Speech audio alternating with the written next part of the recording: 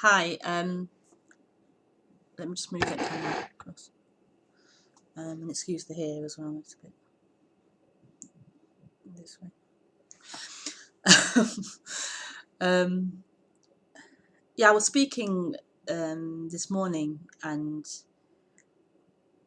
I can't repeat exactly what I said, but it was really interesting what came out, and I thought I'd try and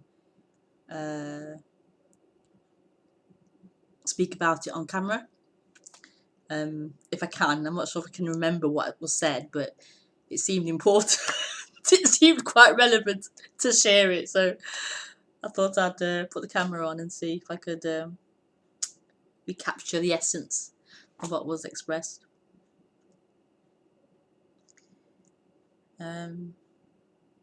Just for the non-duality police out there, this isn't for you. This is going to be about Rebekah, about Rebekah's story, Rebekah's perspective, and it's not non-duality. So you've been warned. I was what was it? It was based upon. I was thinking about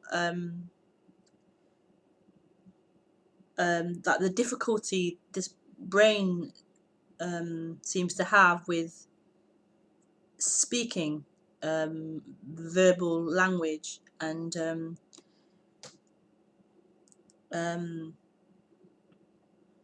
I don't just mean, I've said before that I have a stammer, so I don't just mean stammering, I mean actually a difficulty in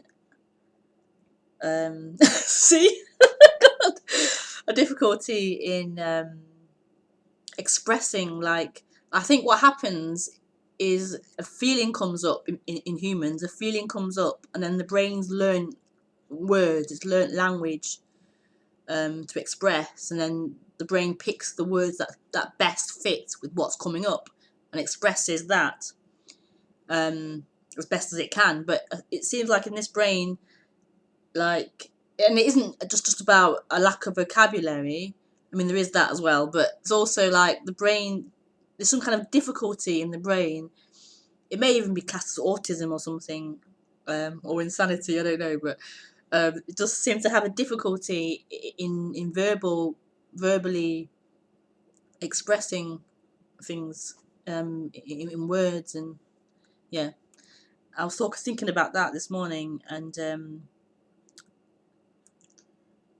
um, and like, yeah, it just doesn't. I've always had this thing of not knowing what to say. Like, words don't seem to come up here to talk. Uh, um, yeah, there's lack of being able to communicate. It seems to be a big theme um, in this machine. I was thinking about, like, at the age of like 12, 13, I hear is quite an important time when the teen, well, almost teen, is beginning to form an identity in the world. And in Rebekah, there was so much trauma going on at home and at school. Um, uh, like I had no role models. Like, as a black child, there wasn't role models in the sense, like in the media, or and I didn't have a strong family around me, so there was no role models to identify with and emulate. And so obviously just having the media, which is obviously better now, but at the time, well, it's a little better now, but at the time it was really bad at the time, and there was not many black people um, that I could watch and emulate, and gain that identity from. So I was watching white women and white people and taking that on as an identity of how to be feminine, how to, be a person, I guess, be someone, the characters and stuff like that. And so going to school and meeting lots of black children, um, in those years, and getting the feedback that I was wrong, like like, who are you trying to be? I was wrong. I wasn't behaving the way I was supposed to behave as a black person, and but not being offered an alternative, like not being told why or what was wrong, but just that I was wrong. And I took that on like, oh, I've been rejected from my own community. And so naturally I would hang out with white girls a lot more, and it was felt in a way easier because there wasn't that feeling of I had to change how I was behaving or something because I was being like them, being so-called normal. And that was okay up to a certain point, but it got to a certain point age where I couldn't even fit in with white girls anymore because I was obviously different. I wasn't white, and my family didn't live in the areas where they lived, and my parents didn't have the things that those girls' parents had. So I couldn't really fit in with those at a certain point as well, and they rejected me as well, as an outsider, and so I couldn't fit in with anyone. I had no group I could fit in with, black or white. So there's always been this feeling of I don't know who I am. I don't know where I should be. I don't know why I don't know who to be, kind of thing, and a feeling of not belonging here. And that was at school, and then at home there was so much trauma going on as well, where like I was being sexually abused and keeping that quiet, and then there was oh god, there was so much trauma going on.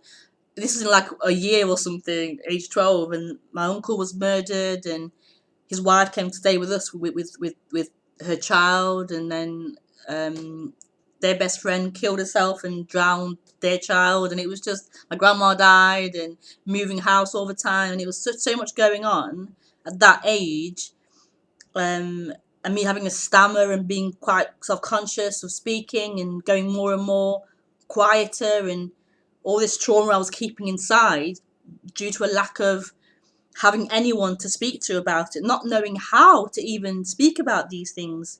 These things aren't spoken about generally, and so it was just, yeah, it makes sense that there's a lack of, there's just been a lack of speaking from this machine, a lack of talking, a lack of expression from this machine, and so, um,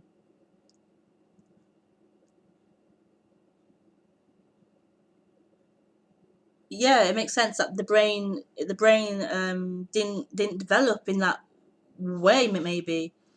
Um,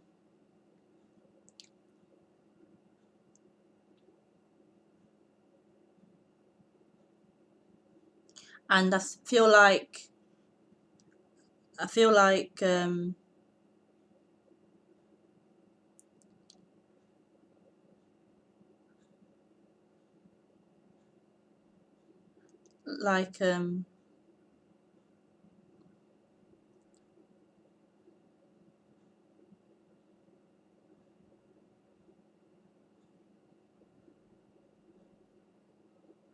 like some people want to know why I don't talk about um any of this stuff, why I don't talk about uh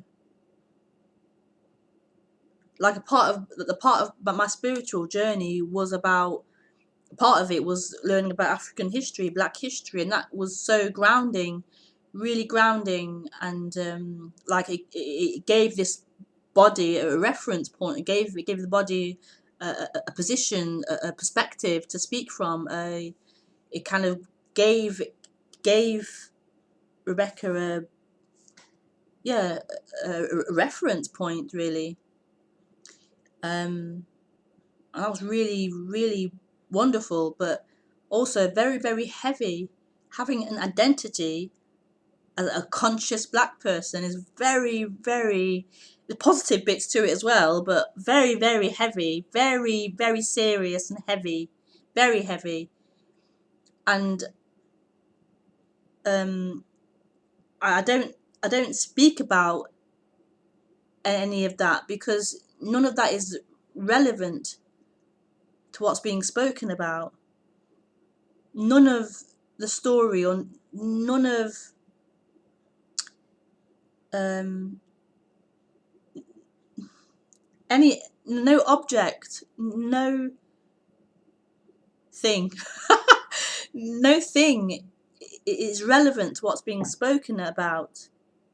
This isn't a rejection of any appearance, anything, everything. This is about everything. But there's no freedom. There's such a passion and a love and a passion and a love for speaking about, for this freedom.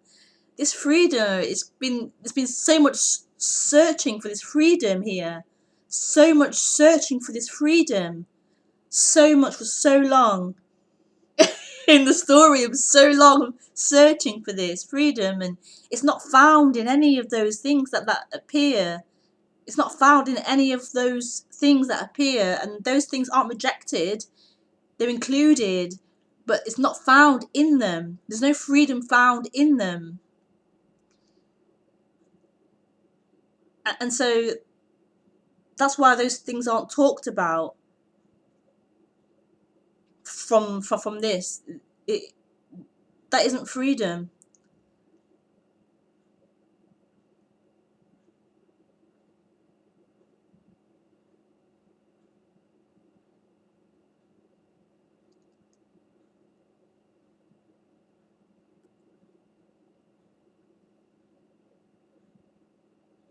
So I just thought I'd share share that. So anyone who wants to know about that or ask about that, then there you go. Okay, bye.